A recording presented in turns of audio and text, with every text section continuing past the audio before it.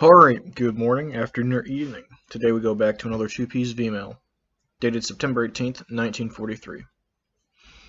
Somewhere in Sicily. Hi, chum.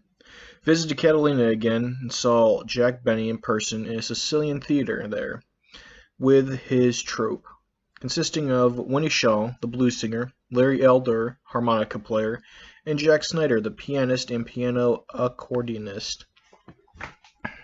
Benny is the first celebrity I've seen since coming overseas. Needless to say, he made a big hit with the boys, as did Winnie. They've been traveling throughout this theater of operations and putting on shows for the boys the past couple of months.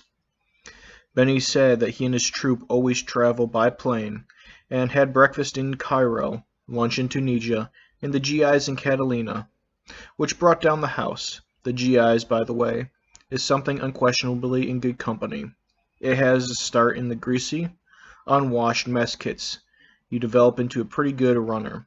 While in Cairo, Bernie said he was walking along the main drag and noticed that he was being followed by an Arab woman with a baby in her arms, who kept repeating, "Bakeshi, give me something," to him. Benny feigned puzzled looks and said, "I didn't have anything to do with that."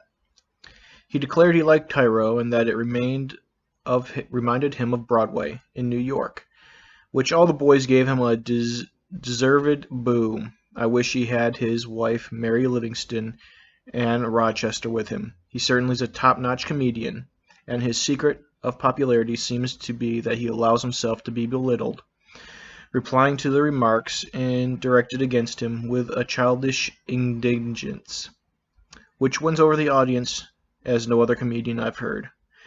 I know. Benny said that after he first put in his appearance, he looks much younger in the movies, with the usual expressions of injured feelings. He's got gray hair and is inclined to stoutishness and seems to be around 50. Winnie Shaw made a big hit when she pretended there was something wrong with her microphone adjustment and asked the staff sergeant in the front row to give her a hand.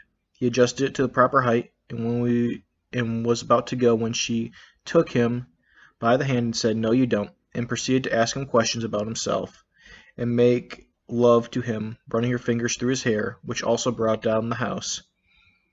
Haven't seen a GI so embarrassed in my 29 months in the Army.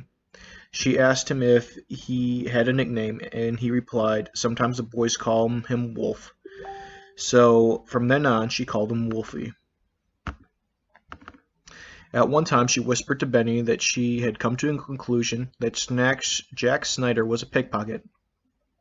She explained on the plane that she had put some money in her stocking, and that Schneider had been sitting next to her and put his hand on her knee. After landing, she discovered the money was gone. Well, Benny put in, "If he had his hand on your knee, why didn't you stop him?" "Because, well, how did I know he was after my money?"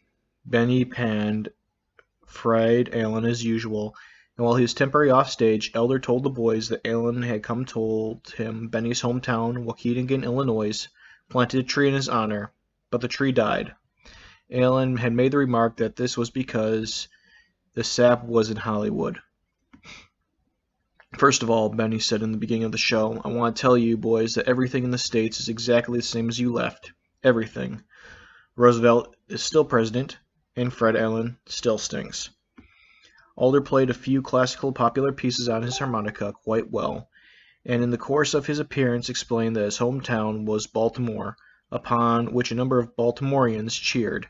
They started exchanging reminiscences. Alder said he got his start by engineering a harmonica contest sponsored by the Baltimore Public School System. On the top board of judges was a symphony orchestra conductor. He looked wise, leaned forward and whispered, "So I played a selection from Beethoven. I won." In the last war, Benny enlisted in the Navy. He said that the men were classified according to what they did in civilian life. One fellow had been a street cleaner, so he was put on a minesweeper. Another wrecked buildings, so he was put on a destroyer.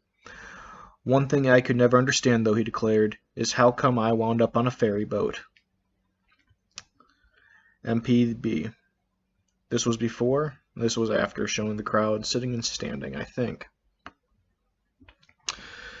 So that one was an interesting little letter talking about the USO shows.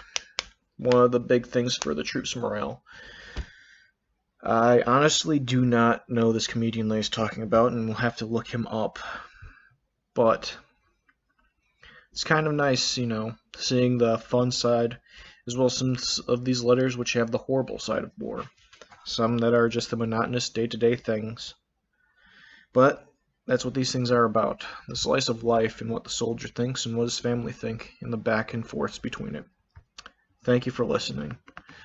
This is Chris, signing off.